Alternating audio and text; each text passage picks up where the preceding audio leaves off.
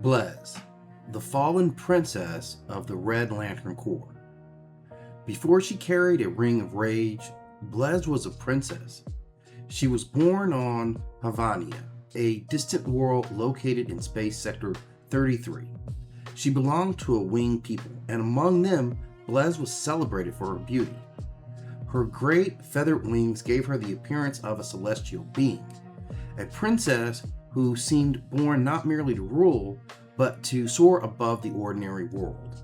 She possessed status, privilege, and freedom. She also possessed something that men around her could not tolerate: the right to refuse them. Many came seeking the princess's hand. Bleez rejected them. In some accounts, she did so arrogantly, even cruelly. But arrogance is not permission. Pride is not consent, and rejection does not transform another person into property. Two of her humiliated suitors decided that if they could not possess Bleez, then they would help deliver her to someone who could. Their wounded pride brought the forces of fear to Havania. And from the moment forward, the story of Bleez ceased to be the story of a princess. It became the story of a fall. In the mythology of the Green Lanterns, emotion is not merely something experienced within the mind. Emotion is a fundamental energy woven into the universe itself. The energy is known as the emotional electromagnetic spectrum. Each portion of the spectrum corresponds to a different emotional force. Green represents willpower. Yellow represents fear. Blue channels hope. Violet embodies love. Indigo is associated with compassion. Orange belongs to avarice. And at the furthest edge of the spectrum burns red, the light of rage. The Red Lantern Corps was created by Atrocitus, one of the 5 inversions and a survivor of the massacre in Space Sector 666. Long before the Green Lanterns protected the universe, the Guardians of the Universe created mechanical warriors called the Manhunters. But the Manhunters malfunctioned. They entered Sector 666 and exterminated almost every living being within it. But Atrocitus survived. The Guardian's machines had murdered his family and destroyed his world. His grief hardened into hatred, not only for the Manhunters, but for the Guardians who had created them and then attempted to bury the truth. Unlike the Green Lanterns, who were selected for the ability to overcome fear, Red Lanterns were chosen because they carried injuries that have never healed. The Red Ring does not create the rage. It finds the rage already inside of them. Then it feeds it. What a Red Ring does. A Red Lantern ring grants many of the abilities associated with other ring powers. Its bearer can fly through space, survive hostile environments, generate protective fields, and tremendous strength and destructive energy. But the Red Ring does something far more invasive than the ordinary weapon. It enters the body. Upon induction, a Red Lantern violently expels much of their own blood. The ring replaces the function of the heart, circulating red energy through the bearer's system. From that point forward, removing the ring can kill its wearer. The blood is transformed into a burning, corrosive plasma, often described as napalm, which can be expelled from the mouth. It can consume flesh, metal, energy defenses, and even damage other power rings. But the great cost is not only physical, it is mental. Most newly chosen Red Lanterns are overwhelmed by rage. Language, memory, and reason become buried beneath raw fury. The person still exists, but only as a distant voice trapped behind the screen. The Red Lantern is powerful because they are wounded. They are controllable because they cannot think beyond the wound. And this is where Bleez becomes more than just another soldier in Atrocitus' army.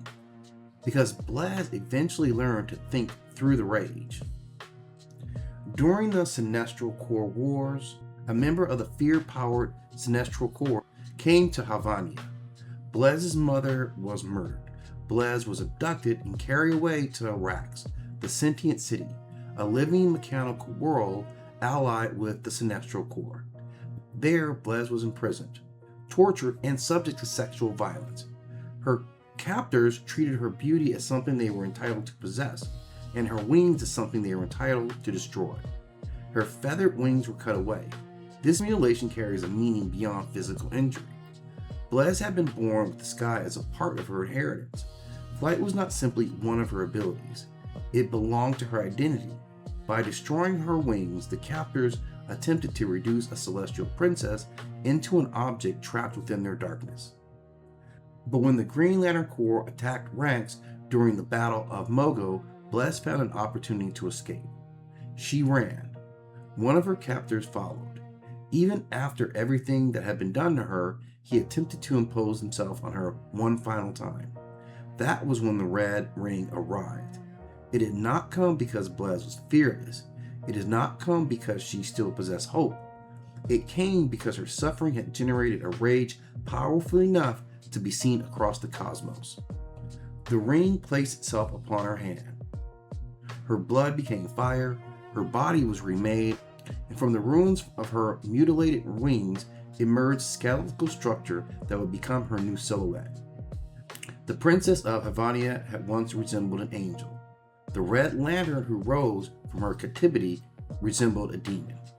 Bleez killed her attacker. Then she joined the Corps of Rage.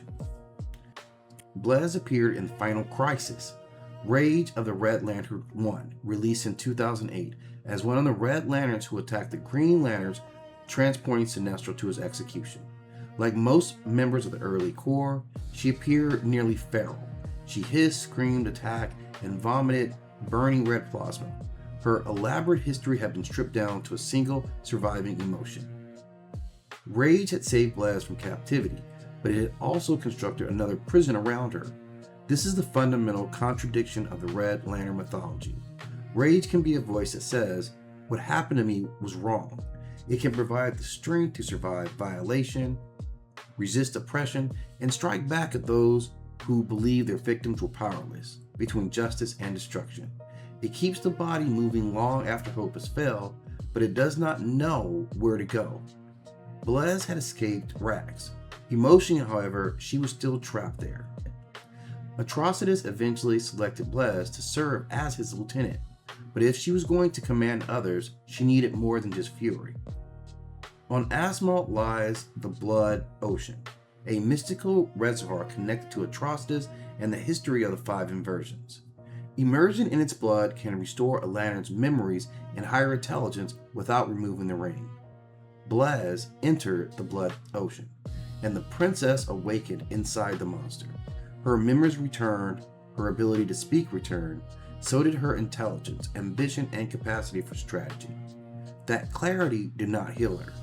It allowed her to understand precisely what had been taken from her. The feral Bleez could only feel pain. The restored Bleez could name the people responsible for it. She returned home and confronted the former suitors whose resentment had helped place her at the hands of the Sinestro Corps. She wanted revenge, but she wanted it on her terms. When Atrocitus interfered and killed one of the men himself, he denied Bleez control over her own revenge. That conflict revealed the fracture between them. Atrocitus believed rage belonged to his mission. Bleez understood that her rage belonged to her. Once her mind was restored, Bleez became one of the most intelligent and politically dangerous members of the Red Lantern Corps. Atrocitus elevated her to second in command, hoping she could impose order on the other lanterns. Instead, Bleez began developing her own influence. When Atrocitus' rage weakened, she challenged his authority and briefly took control of the Corps. She attempted to direct the Red Lanterns against Sinestro, who she considered unjustly responsible for the system of fear that had destroyed her life. Bleez also became associated with the New Guardians, a temporary coalition drawn from the different Lantern Corps and centered around Kyle Rayner. This placed her beside beings powered by will, love, hope, compassion, fear, and greed. For perhaps the first time, Bleez existed alongside people who were not simply reflections of her own rage. Yet she remained volatile. Her intelligence made her capable of cooperation, but it also made her capable of manipulation. She could act as an ally, an enforcer, a rival leader, or an enemy, depending on what served her purpose. Bleez was not a traditional hero. By calling her simply a villain, ignores the war occurring within her. She had been both victim and executioner, prisoner and commander, monster and wounded princess. She fights beside heroes at times, but she's also committed brutal acts and pursued revenge beyond any reasonable boundary. The return of her mind did not return her innocence. Some things cannot be restored merely because they are remembered. Bleez's skeletal wings are the most important part of her design. They are not simply there to make her appearance demonic. They are the remains of something beautiful. Her captors attempted to destroy her ability to fly. The ring returned that ability, but it did not return her wings as they had been. It reconstructed them according to the emotional truth now governing her life. The feathers did not grow back, only the bones remained. This makes Bleez a fallen angel in the literal sense. But she is not an angel who fell because she betrayed heaven. She fell because others dragged her from it. The rage allowed her to rise again, but it could only rebuild her from the architecture of the wound.